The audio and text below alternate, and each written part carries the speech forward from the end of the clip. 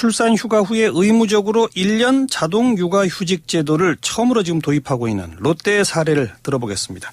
롯데 인재개발원 인재경영연구소의 전영민 소장, 어서 오십시오. 안녕하십니까. 네. 전영민입니다.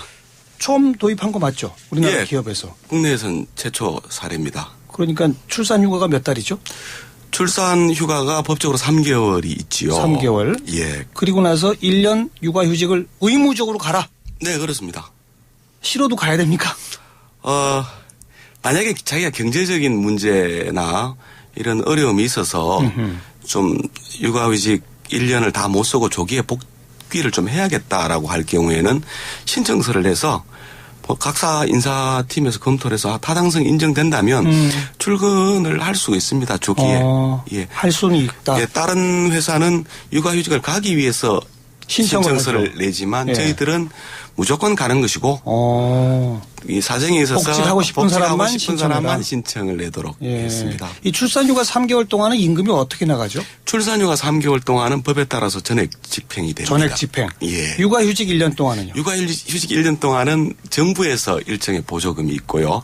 회사에서 지급되는 건 없습니다. 회사 돈 아끼려고 이 제도 하시는 거 아니에요 혹시? 실제로 그건 아니고요. 그런데 인원수가 지금 육아휴직 중인 사람이 800명이 넘어갑니다. 근데 그분들이 1년 동안 쉬는 동안에 급여를 다 지급하기에는 저희들도 참 체력적으로 부담이 되는 부분입니다. 네. 예. 그러니까 돈 아끼려고 하신 건 아니고. 아이고, 아니죠. 도입한 취지는요? 실제로 이게 애써서 뽑아서 육성했던 여성 인재들이 그만두고 사기가 끊기는 가장 큰 이유가 역시 출산과 육아의 문제였습니다. 예. 통상 임신을 하고 출산을 하면 사직서도 많이 내고요. 네. 그런 부분들을 좀 이렇게 줄여야 되겠다는 부분도 있고요. 예. 또 우리 직원들의 어떤 여직원들의 사기의 문제, 국가적으로 저출산의 문제 이런 부분들이 기업이 좀 선도적으로 나서서 바꿔보자는 취지에서 도입을 했습니다. 언제 도입됐습니까? 2012년 11월에 그룹 전체가 다 도입이 됐습니다. 얼마 안 됐군요. 네네. 시작한 지는. 네. 누가 이 아이디어를 처음 냈어요? 실제로 저희 그룹에 이제 그룹을 이끌고 계신 신동빈 회장께서 여성인재 육성에 대해서는 굉장한 어떤 신념을 갖고 계신데요. 예. 그래서 굉장히 여성인재들을 많이 뽑았습니다. 예. 2004년도부터 굉장히 많은 여성인재를 뽑았는데 그 친구들이 이제 결혼을 하고 출산하는 시기가 2010년, 2011년에 도래를 했는데 실제로 법에서 규정되어 있는 육아휴직을 안 가더라. 예, 얼마나 가는가를 조사해 보니까 정말 굉장히 창피한 수준. 몇 %였습니까? 51% 정도. 51%. 예, 무려 49%는 출산휴가만 끝내고 3개월 만에 복직을 하는 거지요. 그 어린애를 떼놓고 온다는 게 쉽지 않지 않습니까? 그 데이터를 보고 참 난감하다는 생각이 들었어. 51%도 다른 기업에 비해서는 좀 높은가? 좀 높은 편이지요. 그렇죠. 예. 그런데 그런데도 이것도 안 되겠다. 예. 그래서 그 데이터를 가지고 그냥 회장님께 이런 거죠. 어른한테. 현장이 이렇습니다. 그랬더니 회장님 화를 굉장히 내시면서 이렇게 내 철학이나 의중을 못 받아주냐 이렇게 말씀하시면서 어떤 해결책이 있을까라고 말씀하시길래 뒤집어서 하시죠. 육아휴직 간다고 신청서 내지 말고 무조건 가고 육아휴직 전 소장님이 아이디어를 냈군요. 네네. 그 당일날 보고를 드렸는데 당일날 회장님 제가가 나고 그 당일날 전 그룹사에 통보를 했지요. 하루 만에. 예. 근데 사실 그냥 이렇게 사회적 파장이 있을 줄은 생각도 못했는데 그 다음 날 국내 일간지 전체에서 다 다뤘고 여성가족부 장관께서 직접 회장실에 전화해서 감사하다는 통화도 하시고. 외국에 이런 사례들이 있었습니까? 없습니다. 외국에도. 외국에도 없어요? 예, 외국은 그렇습니다. 사실 이걸 의무로 안 해도 네, 그렇습니다. 다들 육아휴직을 가니까. 예. 그렇죠. 육아휴직도 가고 기업 문화가 다르니까. 예, 애들을 잘 케어하고 키울 수 있는 시스템적인 배려도 잘 돼 있고요. 유연근무제 이런 것들도 다 돼 있고. 그렇습니다. 예. 그래서 이게 도입 전에 51%였던 육아휴직 비율 지금은 몇 프로입니까? 91%까지 올라갔습니다. 91%. 나머지 9%는 그러니까 아까 말씀하신 대로 정말 특별한 경제적 사정 등등 때문에 신청서를 내서 허가받은 사람들이 9%. 예, 조기 복귀한 경우입니다. 근데 그 9%도 분석을 해보니까 부모님들이 같이 살면서 애들을 육아를 해주는 그런 경우 그런 경우가 대부분이더라고요. 네. 현재는 여성만 이게 적용되죠. 여성만 의무 휴가입니다. 남성은 의무 휴가는 아니고요. 남성 육아휴직 제도도 우리나라에 도입이 돼 있고 도입돼 그것도 있고, 정부 지원이 있는데 예. 롯데는 남성들도 육아휴직을 그럼 많이 함 실제로 계열사에 제법 많이 가고 있습니다. 그것도 혹시 몇 %인지 그런 그 거? 숫자는 확인을 안 해봤는데 한 세 자릿수 정도 되는 걸로 알고 있습니다. 세 자릿수. 예. 네. 그다음에 이렇게 해서 복직하기 시작하신 분도 이제 있습니까? 예, 복직은 이제 계속 하고 있지요. 2012년 11월에 시작됐으니까 네.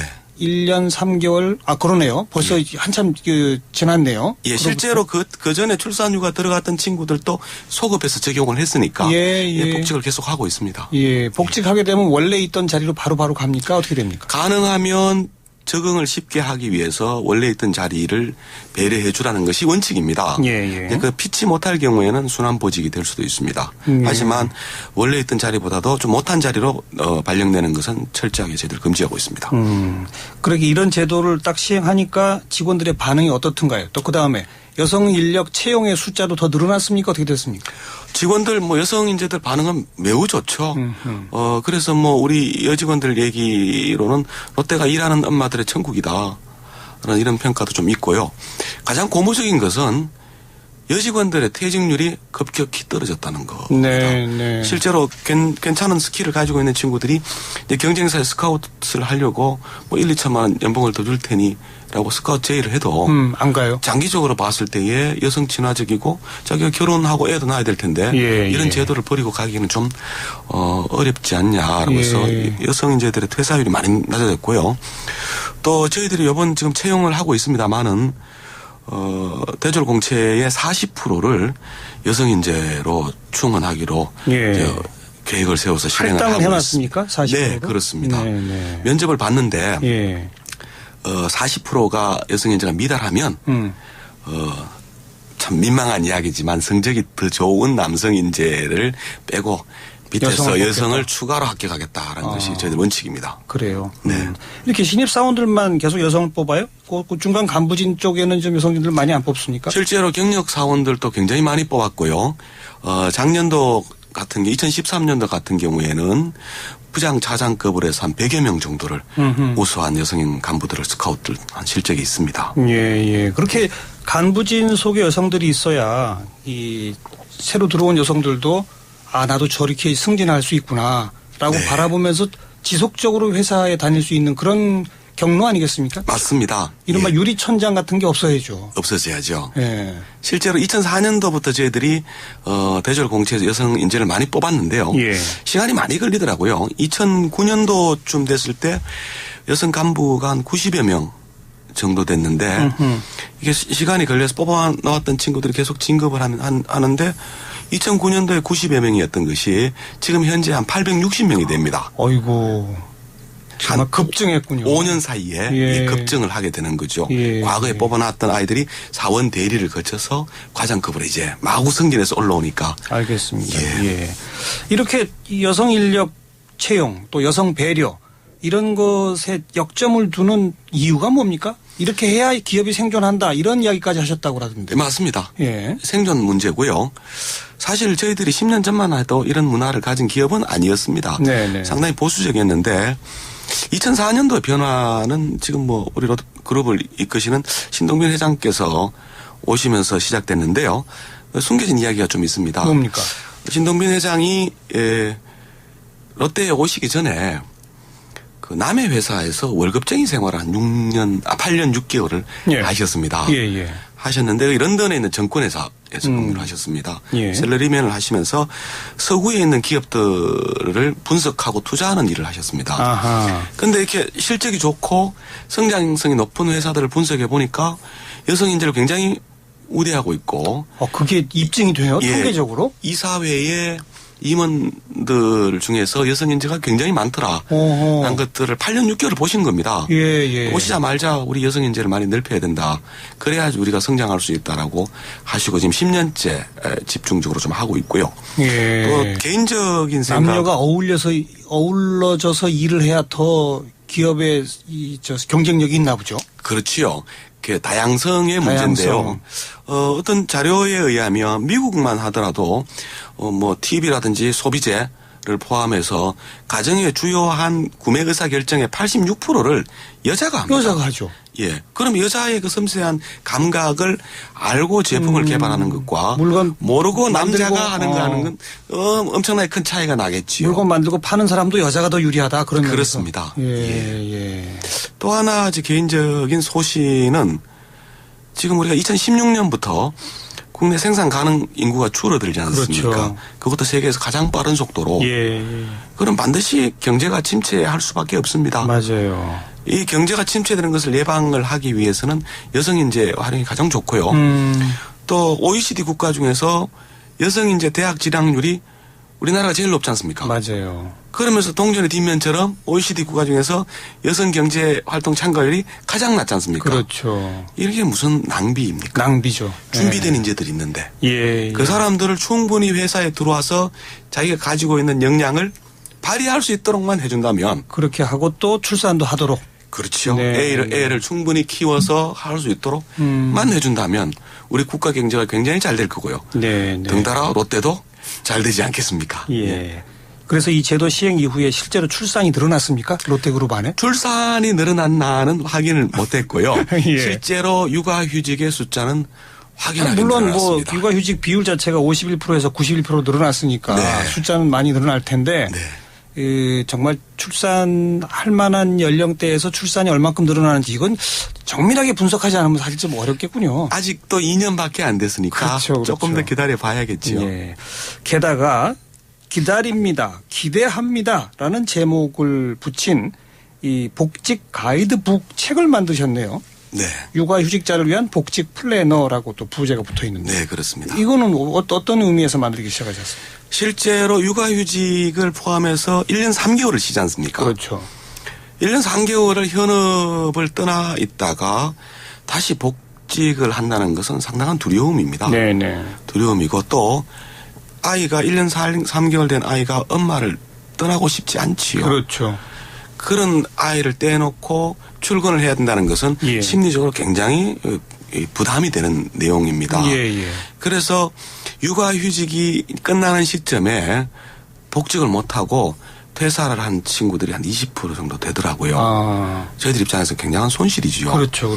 그래서 육아휴직 복직 90일을 앞두고 복직을 위해서 무엇을 해야 될 것인지 또 아이를 베이비시트라든지 어린이집에 맡기기 위해서는 어떻게 준비해야 될 것인지에 대해서 복귀에 관련된 매뉴얼북을 만들어보자. 90일 전에 보냅니다.